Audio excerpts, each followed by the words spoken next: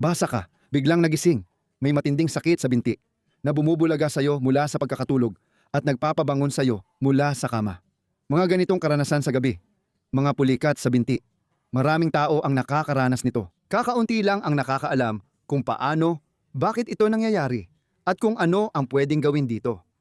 Sa video na ito, ipapakita namin kung paano ito nangyayari at ano ang pwede mong gawin laban dito. Kailan at bakit nanginginig o kumikipot ang mga kalamnan? Ayon sa aming karanasan, nangyayari ito kapag sobrang napapagod na sila at wala na silang ibang alam gawin kundi ang mag-contract o mag-ipit na lang. Dahil hindi na nila kayang hawakan o kontrolin ang sitwasyon. At ang sitwasyon na nagdudulot nito ay kadalasan sobrang taas ng tensyon. At isang dagdag na epekto na nagiging dahilan kung bakit lalo pa itong lumalala ay kapag tumataas ang tensyon, naaapektuhan din ang metabolismo mo. Dahil nagkakaroon ng matinding paninigas na wala nang dumadaloy. At ito ang nagiging dahilan kung bakit lalo pang sumisikip ang pakiramdam. At dito na pumapasok ang unang punto. Ano ang pwedeng gawin bago matulog bilang pag-iingat o kung mangyari ito sa gabi? Init. Banlawan mo ang iyong mga binti, pero hindi lang ang likod ng binti, pati na rin ang harap ng mga kalamnan. Banlawan mo ng mainit, yung tamang init na kaya mo pang tiisin at komportable ka pa rin. Gawin ito ng 5-10 minuto, paikot sa ibabang binti mula tuhod hanggang paa. Pagkatapos, kadalasang gumiginhawa at nawawala ang sakit. Oo, at syempre may kinalaman din dito ang pagkain. Kasi normal naman na wala kang pulikat. Bakit nga ba wala kang pulikat? Dahil ang mga kalamnan ay may sapat na magnesium, potassium at calcium.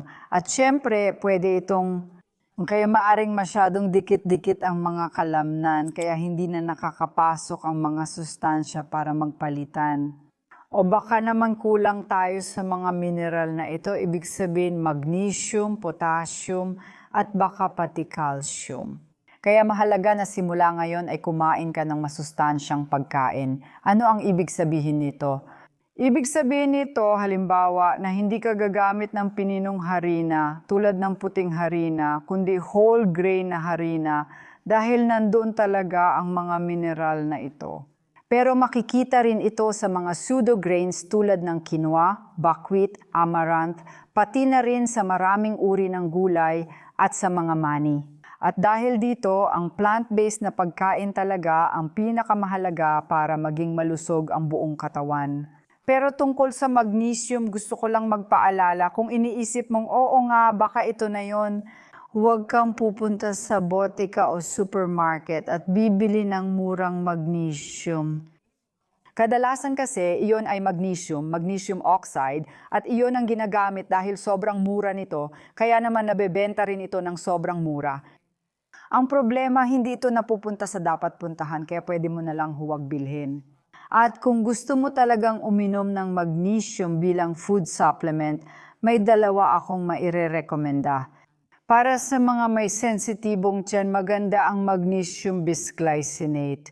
Pero kung okay naman ang tiyan mo, pwede rin ang magnesium citrate. At dito na tayo sa tip number 3. Pag-unat ng kalamnan na konektado sa tip bilang isa, subukan mo munang mag-init bago mag-unat. Makinig ka, baka naranasan mo na rin ito. Maraming pasyente ang nagsabi nito sa akin, natutunan nila ito sa akin. Kapag naninigas ang binti at kapag ito ay kumikirot, iatras lang ang paa, ilagay ang mga kamay sa pader. Siguradong alam mo na ang ehersisyong ito, pero kung hindi pa, tingnan mo ang mga YouTube video na inilathala namin tungkol dito at doon mo matutunan kung paano iunat ang binti. Mas maikli sa harap dahil humahaba sa likod, kaya umiikli ang mga kalamnan sa harap ng binti kapag iniinat. Maaaring mangyari na kapag inalis mo ang pag-unat, biglang sumakit o magkakramp sa harap. At kung malas ka, magkakramp pa sa harap at likod sabay. At ang makakatulong lang ay sandaling iunat sa likod, umupo sa takong, at iunat ang harap ng binti. Ibig sabihin ang mga kalamnan sa harap ng binti, tapos balik ulit sa guya, tapos ulit sa harap ng binti.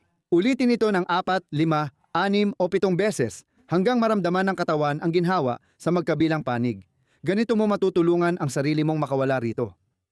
Sa ganitong paraan, masisiguro mong hindi na ito mauulit. Lucas, kung susundin mo ang 3 tips bago ka matulog, malamang ay makakapagpaalam ka na sa mga pulikat sa binti sa karamihan ng oras. Oo, kahit sino pwedeng makaranas ng pulikat sa binti, pero ngayon alam mo na ang mga dapat gawin. I-share mo ang video na ito. Tiyak magpapasalamat sila. Salamat.